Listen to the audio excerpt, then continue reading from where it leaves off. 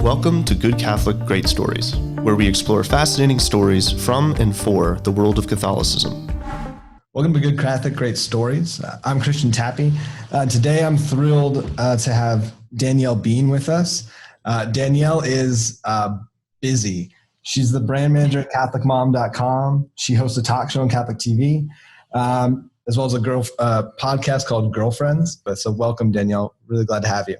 Thanks. I'm excited to talk with you, Christian. This is going to be fun. So you have 8 kids. How many of them are at the house now? Yeah. So during the time of quarantine, we had 5 and sometimes 6 here. And then there's one who lives locally and one that was down in Florida for pretty much that entire time. Right now, during the regular school year, we have 4 who live with us full time. But then my young adult son who works full time, actually down where you are in North Carolina, he's home. He's been home on and off throughout because he's still working remotely. So he's kind of like, why not? Why not be home for a while? So we're blessed to have him with us right now. So we've got 5 under our roof right now. Oh, that's great. You get extended time with some of the older ones too. Yeah, that's really fun. That's been sort of a side effect, right? A side blessing from, I never would have chosen any of this, but it's been nice to be stuck together and have the opportunity to have our big kids back with us for a little bit. Yeah, absolutely. It sounds like a small blessing that's come through all this. Yes. So what have you guys been doing to keep busy during this quarantine? I know that you're used to kind of traveling around and doing a lot of stuff. I know. Yeah, that part was weird. So yeah, I do quite a bit of travel. I do speaking, I do retreats, and actually I had a book that launched in February. So it was kind of like a big kind of letdown when I was planning to do quite a bit of travel to promote the book at the start of that. So that was a little bit disappointing, a little bit different, a little bit trying to figure out what is this going to look like from here? But let me tell you, I have been really glad to be home on my weekends. I was traveling a lot of weekends in the spring and the fall, pretty much every weekend. And so being home during that time has really been another one of those unexpected side effects that's been a blessing to me.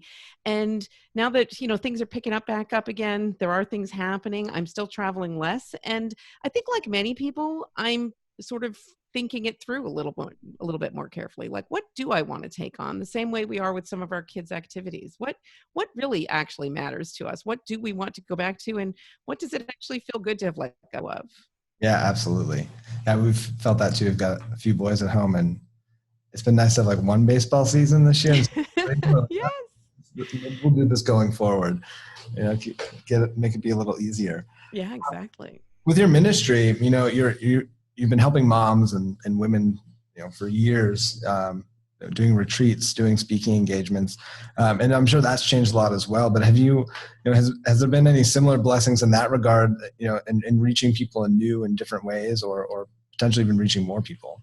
Yeah, I found that like everybody at CatholicMom.com, we kind of needed to pivot a little bit. Of course, we're an online ministry, so that part we had down, but then we realized people were looking for more online resources than ever before. So we really wanted to provide them with that content, and not just provide them with content, but provide them with connection with other people. I found that's what people were really suffering from. Even if you didn't have a huge social calendar prior to COVID, some of those everyday ways that you interacted with fellow human beings throughout your day, just being in the same coffee shop with other people or, happening to see your friend in passing at the post office or whatever it is, we're all kind of lacking that connection. And it's really important that we connect through our church. So Catholic Mom has tried to step up a little bit, offer some more digital resources. We've done more things through Facebook Live and webinars and online sharing.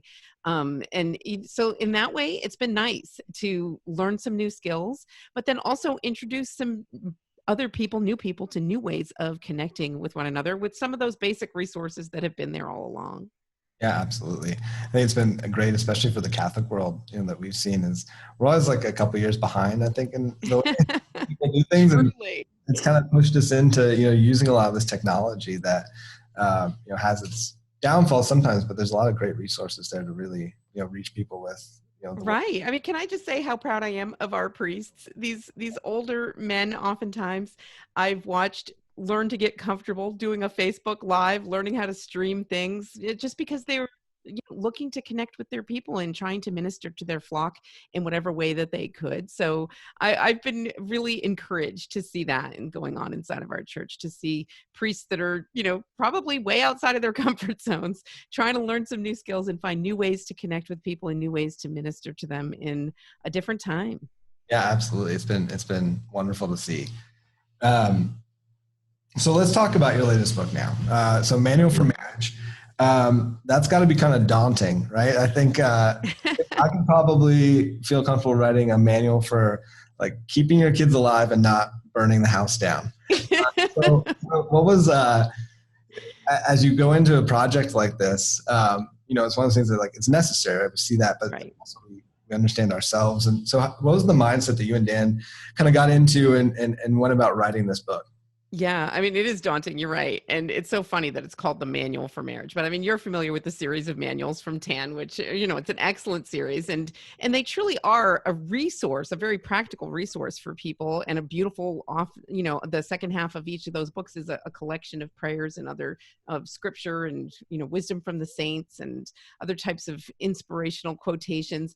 And so they're a beautiful resource in that way. But I kind of had to wrap my brain around that idea, like, oh, we're going to write the Manual for Marriage. Does that mean we're going to tell everybody how it's done because we've mastered it, right? No, not remotely. So, Dan and I were married 26 years this past July, and it's been a series of ups and downs and learning by doing and messing it up and getting up and trying again. And part of what we shared in the introduction to this book was that very much that real fear, the daunting feeling of, we can't write this book. We're a big mess, but then coming to terms with the idea that because we are a mess, as so many people are, as everyone is in some way, then maybe we are the people who should write this book and write it from that perspective. Like, how do you have a quote unquote successful Christian marriage, despite the fact that we're flawed human beings and we're going to mess it up 1,000 times?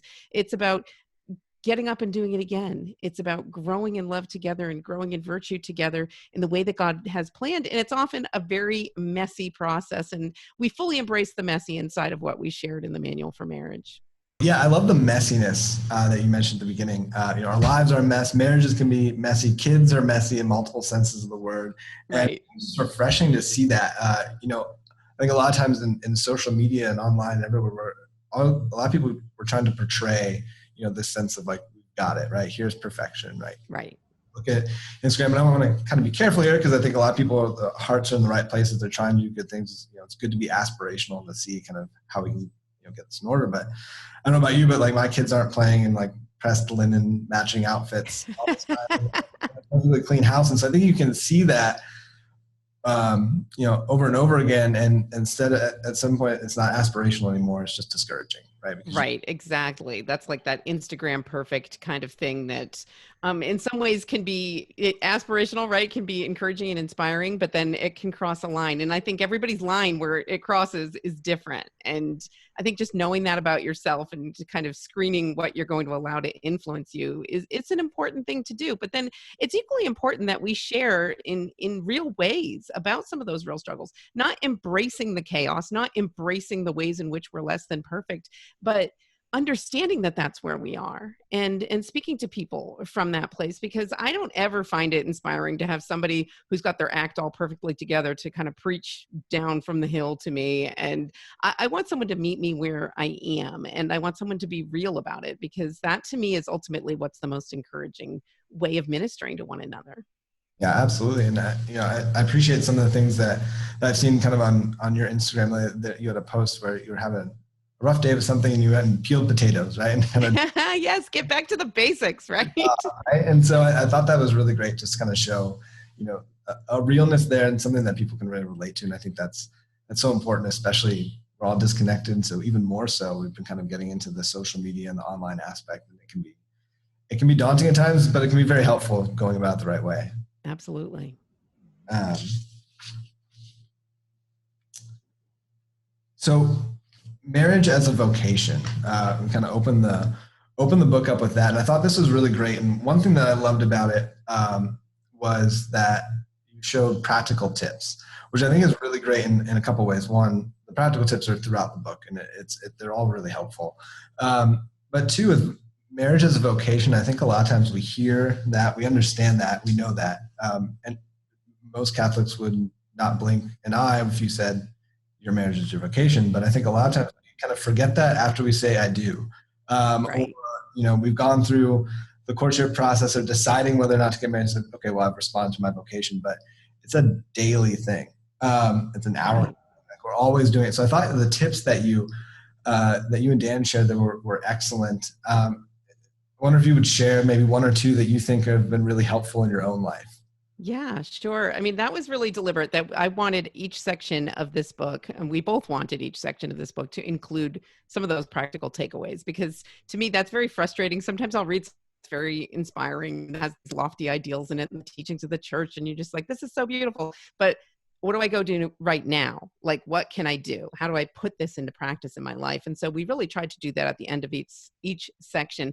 And the number one thing, that we got feedback on was we shared the idea of trying to like sync your life together with being deliberate about that, making your marriage just the largest influence in your life, right? Outside of God, of course. But what we're talking about is like, we usually understand that like a priestly vocation, right? That's going to dominate his life. So, but how often do we think about our marriage as dominating our lives, that it should be the first thing? And it's easy to get distracted by kids, right? By work, by other good things we might be doing. And yet, if you're married, your marriage should dominate your life. So one of the practical tips we shared was the idea of being on the same schedule, just as practical as that.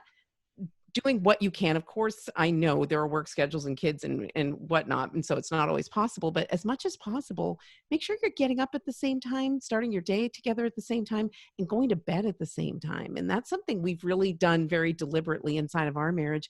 And I've seen the ways that it's blessed us, at least, starting out each day together in the same place before you go off your separate ways, and then making sure that you're coming together at night and having that opportunity to just have some quiet time to pray together, but also to connect with one another. Maybe make your plans for the next day, just find out about what's going on. Just that those built-in stop points in your day where you are connecting with one another are so vitally important. And it was really amazing to me the number of people that we heard from who said, you know what, I never really thought about that. Like, I never really thought about the fact that we go to bed at different times as maybe something that's separating us. And I've been gratified to hear from a number of people who've tried incorporating more, syncing their schedules and going to bed at the same time, and that it's truly blessed their relationship, and they've grown closer to each other as a result of it. So little things like that, simple things like, you can take this away and start right now today and grow closer to one another in your marriage. Yeah, that's great. The idea of kind of waking up and going to bed together is so powerful too, because you're just automatically, as you said, in sync.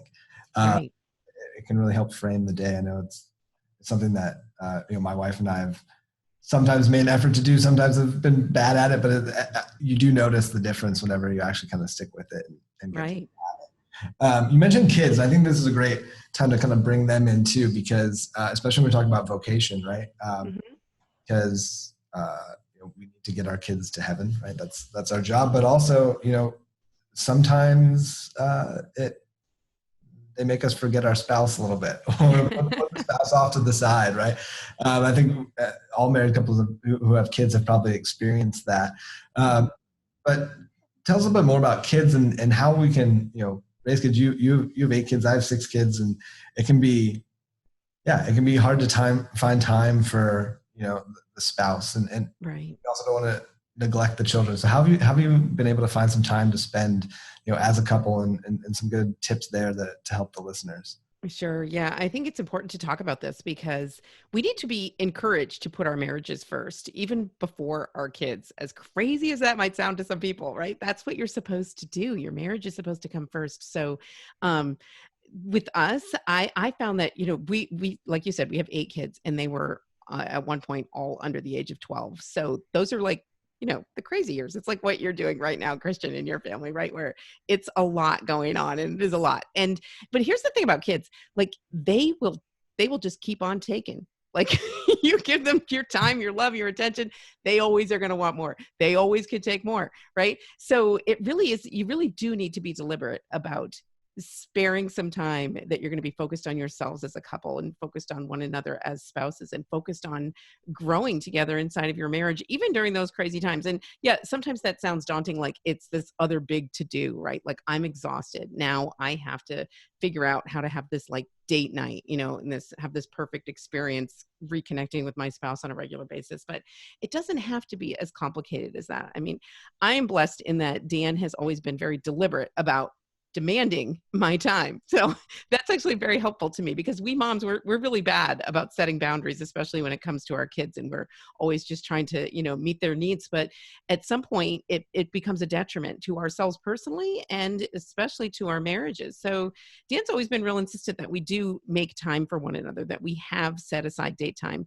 And that's easier to do now that my youngest, he just turned 14. So this is a different stage of life. This is a different planet from where we were living in the past.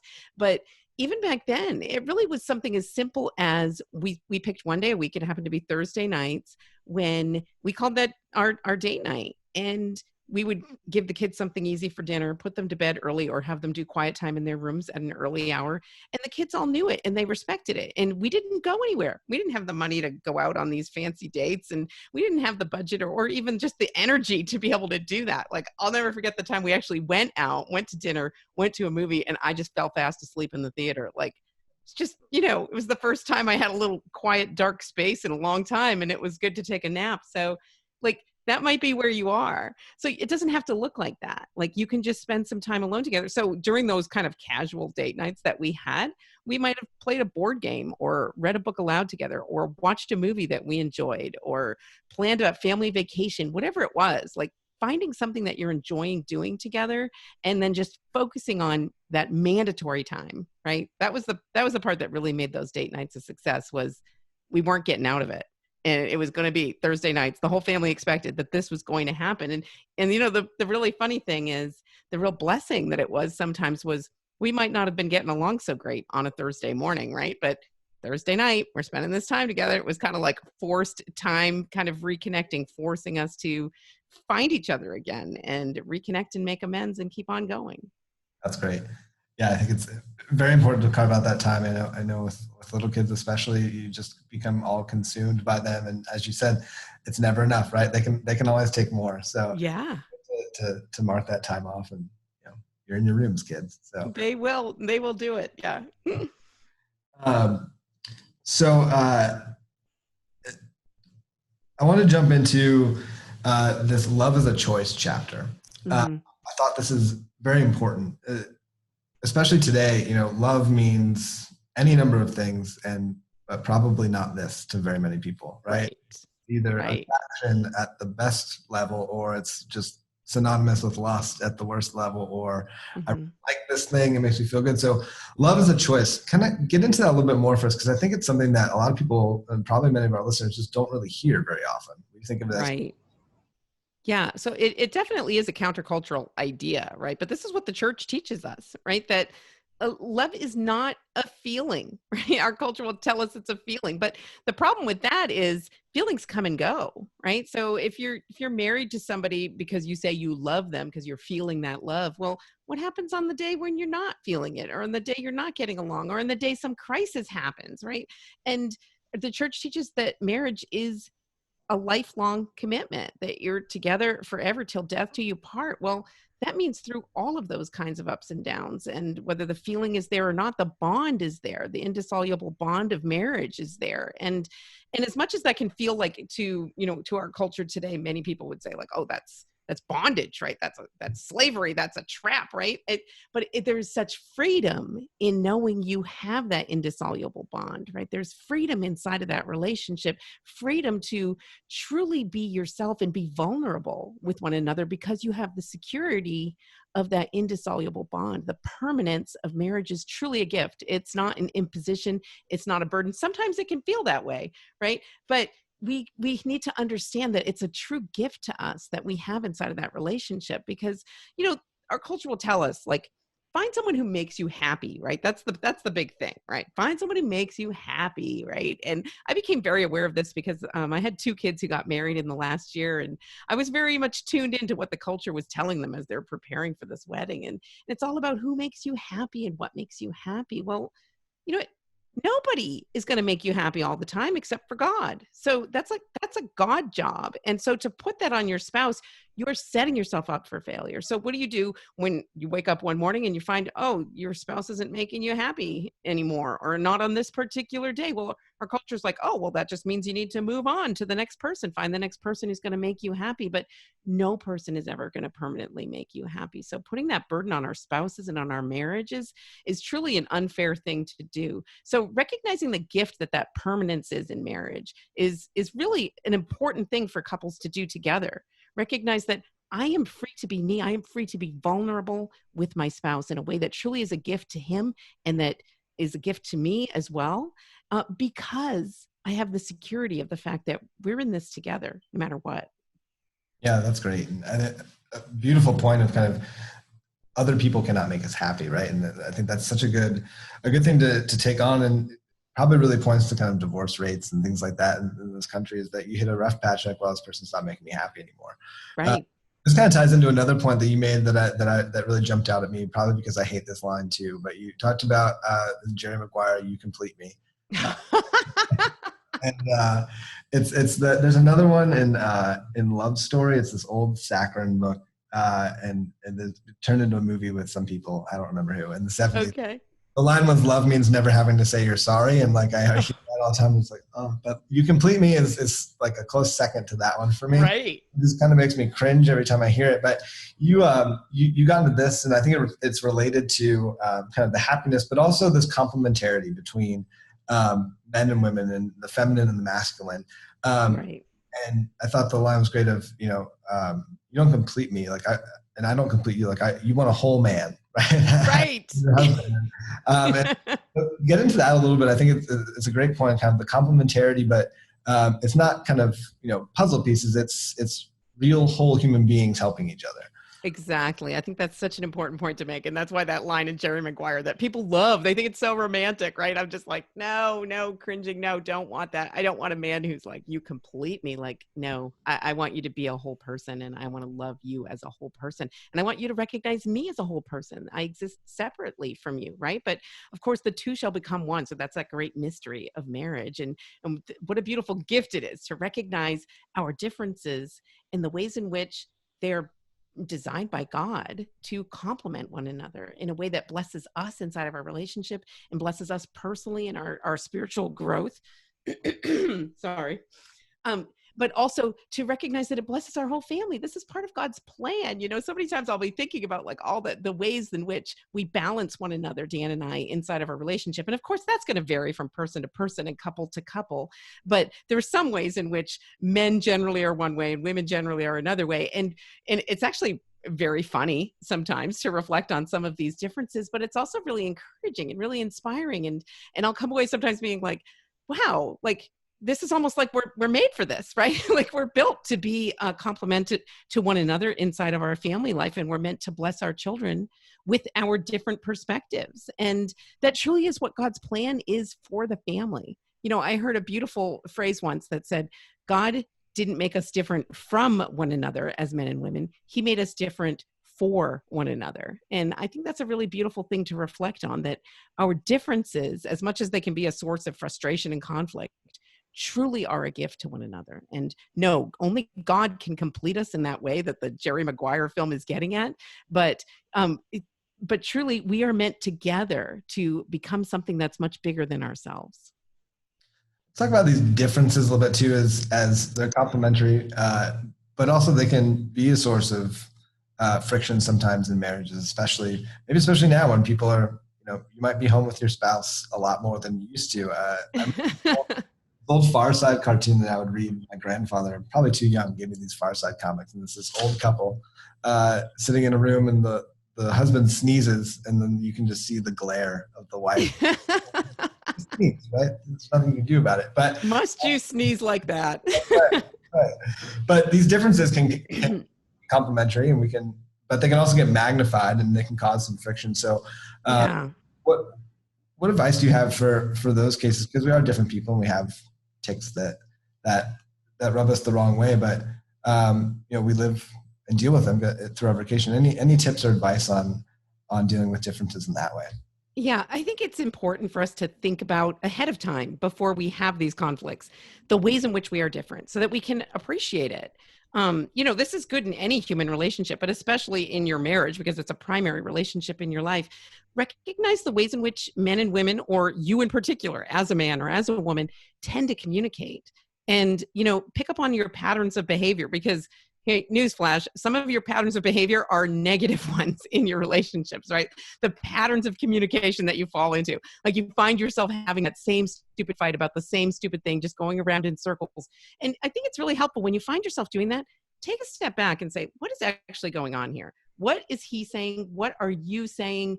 And, really examine it in that way. And it doesn't mean you need to go to counseling. It might mean you need to go to counseling. It can be very helpful to people. I think there's an unnecessary stigma attached to getting marriage counseling in the world today, especially inside of the church. But besides that, it's really helpful to examine some of the ways that you tend to communicate.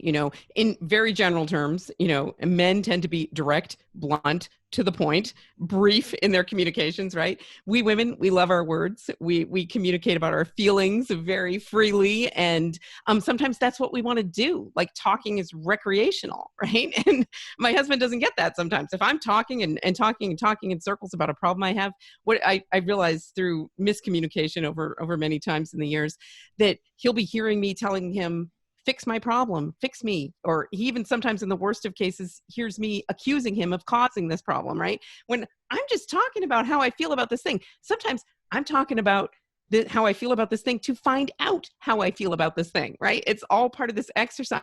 And recognizing that about myself, recognizing that about him, that we two can come together and be more understanding and make the kinds of accommodations we need to make inside of our communication for it to have a happier outcome. It's not always going to work perfectly. I'll never forget the day that we had some sort of friction in the morning and it turned into a terrible day where we were going back and forth and just not getting along. And by the end of the day, I was saying to Dan, like, what on earth is going on? And he ended up letting me know that something I had said in passing that morning had really upset him, had really hurt his feelings. It was inconsiderate. And I hadn't even really realized it. And so, yes, I apologized and, we got through all of that. And then afterwards I said to him, like this whole day could have gone better if you had just in the moment said, hey, that really hurt my feelings. Like I could have apologized right then. We would have missed all of this. And he said, yeah, sure. But I don't talk like that. Right. And I was like, oh, some people don't talk like that. Like don't readily talk about like how they're feeling and what hurts their feelings and that sort of thing. So that was like a revelation to me. Like, okay, so if he doesn't talk like that, how do I need to be communicating with him? How do I need to be picking up on cues on his part that are going to speak that way to me about what's really going on? And, that's just one small example of the kinds of ways that we can learn about our patterns of behavior, our patterns of communication, the ways that we tend to communicate, and ultimately work all of that together for hopefully a happier outcome, growing closer together inside of your marriage. Yeah, that's great. I know, the listening is something that, we deal with, or the not listening, or the wanting to be alone, or not wanting to speak. My wife, it took me forever. My dad told me before I got married, it was in your book, and I've heard other people say it, she doesn't want you to fix your problems. She wants you to listen and say, I'm sorry. And it's taken me 12 years, and like 75% of the time I still say that. So we're getting there. Like I know. Making a little bit of progress, but I think this gets to also, well, marriage is a journey, right? There's not a fix where it's like at some point you're done, right? And you've completed it, and there's new stages of your marriage. There's different circumstances, different things happen. So at this point, you've been married for 26 years. You've raised kids to adulthood. For you, and especially kind of for our younger married couples, kind of like how has marriage changed over that time? I'm sure things have gotten easier. Some things have gotten more difficult. Some things have just gotten different. But what's kind of a good rock for you over these 26 years, kind of keep at the center so that you can be steady throughout all these kind of changes? Yeah. Well, I mean, I think that definitely prayer needs to be the focal point, right? That needs to be the steady. That needs to be the rock. Your relationship with God, each personally, but then of course together as a couple and inside of your family life.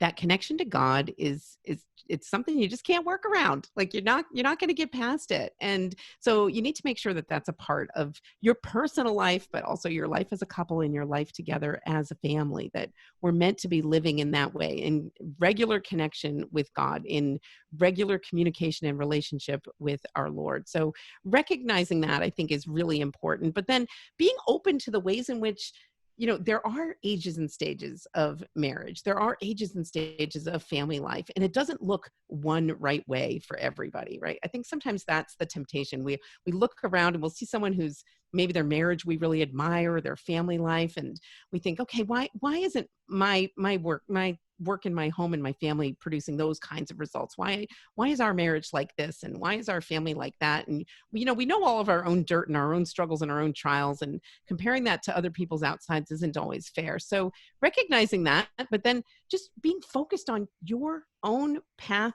to holiness. Like, what does that look like?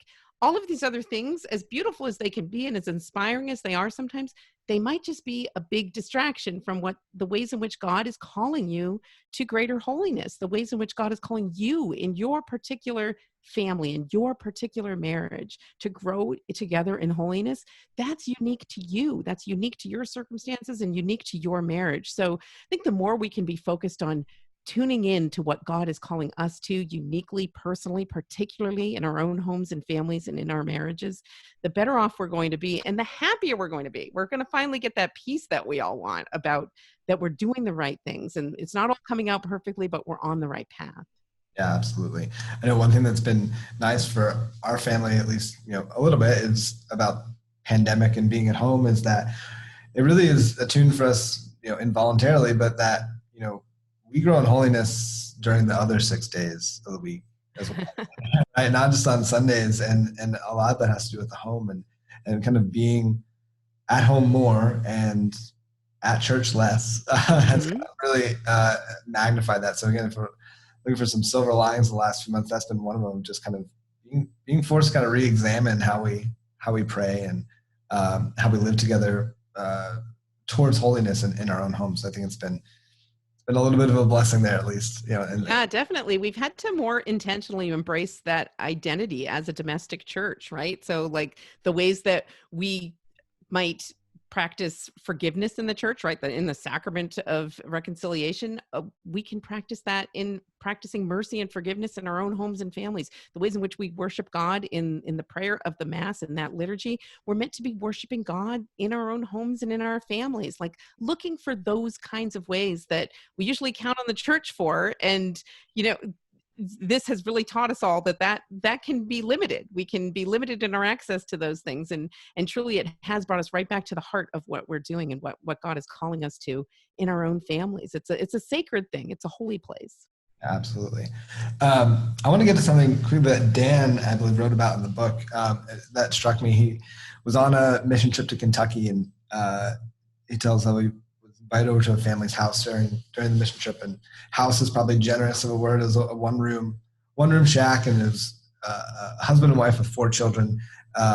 And he was just struck by their happiness there, and then kind of goes into talking about your situation as a young couple. We had 4 kids or 5 kids in a bedroom, and I got well, that we've had 4 kids in a bedroom before. In the world, that seems crazy, right? Because you shouldn't get married until, let alone have kids, until all your ducks are in a row. You right. Buy the 4-bedroom house on the cul-de-sac or whatever. But I think this kind of idea is foreign to a lot of people in the culture, and it's something that we have to fight against even as Catholics, because we're not immune to this kind of, oh, for sure, happiness is the driver. So I thought it'd be interesting to just kind of hear a little bit from you about life with not being impoverished, obviously, but the spirit of poverty, right? And how that can really help your marriage and your family life in general. Yeah, I mean, this is something you have to consciously fight, and we've had to consciously continue to fight it because it is truly part of our culture. It saturates every part of our culture. It's sort of a materialism and like identifying wealth as the ultimate good, right? And that comes in the form of possessions and whatnot. But I try to keep a global perspective on it. Like by the world's standards, we are so rich. We are like ridiculously rich and ridiculously blessed by the standards of the people down the street, maybe less so. I don't know. But keeping that in mind, like, and then ultimately, of course, keeping that global perspective in mind, like, what is God's perspective on this? What is God calling us to?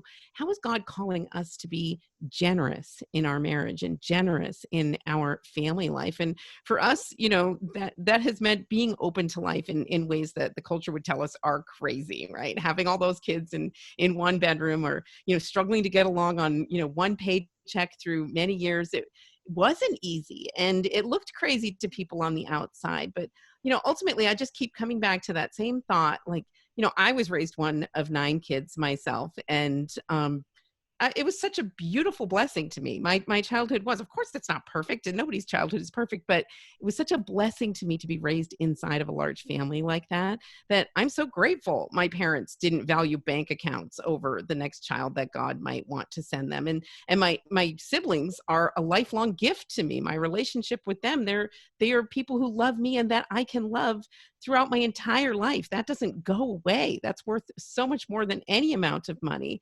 And so I've tried to keep that in mind as we've gone into our own marriage and family life, and try to work against some of those cultural things, the cultural ways that our world today will tell us that we're crazy. And like you said, you have to have all your ducks in a row before you can even think about getting married, and for sure before you can think about having a baby. Well, yes, there's some responsibility to be taken into consideration there, but the problem in our world today, in the United States especially, is not that we're having too many babies. Like, that is not the problem. Like, the problem is that we're having too few babies. We're erring on the wrong side. And so I always encourage young couples, yes, be prudent, and use the gifts that God's given you, and be a good steward of the things that God gives you. But also err on the side of generosity. If you're going to err at all, err on the side of generosity, because that is truly, I mean, looking back on it now, as hard as some of those years and times were for us, and I'm sure will be in the future, I don't regret any of it. I can't possibly regret the gifts that our children are and that they've been to us. Yeah, absolutely. You can put things in perspective, and it's hard sometimes, but you can get through it. The joy there, it really does shine through. And I think, it can be passé sometimes to say, oh, look at that poor person over there. He's very happy, but it's true. If you can live that poverty out in a good and holy way, it does bring that happiness. I wanted to step back quickly before we wrap up and talk to you about Venerable B. Jarrett. He's somebody who you guys leaned on a lot in this book, and he's somebody that I have a feeling that probably, I would guess, maybe 1 or 2 people who are listening know about. So tell us a little bit more about this great yeah. And he's Dominican, and I wasn't familiar with his writings before we began this project, but an editor over at TAN suggested we take a look at some of his essays on family life. And, he lived over 100 years ago, but if you read these writings, it's actually, the first time I went through them, I was like, wait, when did this guy write? And I was like looking up the dates, because I was like, this is very applicable to today, to today's families and the kinds of struggles that we face in the world today, the kinds of temptations that we face in the world today, the kinds of threats that exist to a happy marriage in the world today. So yeah, we lean very heavily on his essays because they gave us a nice kind of structure for the front part of the Manual for Marriage, to be looking at what he presented as marriage as a vocation, and ideas for your family life, and the idea of sacrificial love, and the complementarity between the sexes, and the ways in which our differences are meant to be a gift to one another. But ultimately, the heart of what he shares is, it comes down to vocation. And that truly is the heart of what we hope to share inside of the Manual for Marriage, that alone is a life-changing countercultural notion, the idea of vocation, that you are made for another. You are not made for yourself. Like, our world will tell you, you're made for yourself. Go find whatever's going to make you happy and do it, right? And then if that stops making you happy, move on to the next thing until you find the next thing that makes you happy. But what he's underscoring is that idea of vocation. You're not made to make yourself happy. You are made for another. That, ironically enough, is how we find happiness, right? Because it's what we're made for. It's what we're built for. We're made for relationship with one another. Of course, every one of us ultimately is made for that communion with our Creator. We're made for God, but we mirror that in other ways in our lifetime here on earth. And for those of us who are married, that relationship is supposed to be primary. That relationship is supposed to be what mirrors that ultimate connection that we're longing for with God. That gift that we're meant to make of ourselves inside of marriage is ultimately the gift that we are supposed to be giving back to God, the gift of ourselves. He gives his entire self to us. He models it for us first. And, if you ever doubt God's love for you, go look at a crucifix. Like, there is not a guy who kind of cares a little bit about you. There's a guy who poured out all for love of you personally, right? And so we can recognize that, and we're meant to imitate that in our relationships with one another, and ultimately giving back our whole selves to God. So ultimately, that's what I really appreciated about his essays, was that underscoring of the theme of vocation, because that is a message that our world desperately needs to hear today. Yeah, absolutely. Yeah, such a great piece that I was the same editor Tan introduced me to him as well. And so Oh, wonderful. I'm reading about him, and I thought it's good for people to know about him. Before we wrap up, one last thing that I thought was great in the book was traditions. You talk about having family traditions in the home, and the one line you had was, anything that kids like to do once is a tradition. That was great. It's so true. I think one time when our oldest was like 2 years old, we gave gifts on Christmas Eve. For some reason, we were traveling or whatever. And so now it's a tradition, Dad, right? You do gifts on Christmas Eve, just trying to get that one night earlier. Right. You did it once and they liked it. That's right. So I'm just curious, what are some of the traditions that you guys have in your home that you found, just fun or that bring the family really together? Yeah, funny you should mention that, because we're in the midst of preparing for one of them right now. Every year in the fall, we host a big Oktoberfest at our house. So, some years we've had 100+ people here. It looks like this year it's going to be like 70-ish. So it's just this, and we've done it. I mean, this is our 25th annual. So we've done it since the start of our marriage, really. And it's a beautiful day where we spend, hopefully it's good weather and we're outdoors, but we, drinking beer and all those things. But it really, through the years, it's become a very family focused thing where there are games for kids and pumpkin carving, and we now have like invested in this annual tradition, and we have a cotton candy machine, and we do that every year, and all of these different things. We have the traditional foods that we serve at it, and different competitions and things that are a part of it, and then a giant bonfire at the end of the day. And that is something that truly has been a beautiful blessing to us as a family, because our kids have these great memories of doing it, not only of having the day, but of the ways we put them to work getting prepared for it, right? So we live on 10 acres here, and they were always like preparing the property for this. And there were different home improvement projects where we're like, got to get it done before Oktoberfest. It was always kind of the standard measure.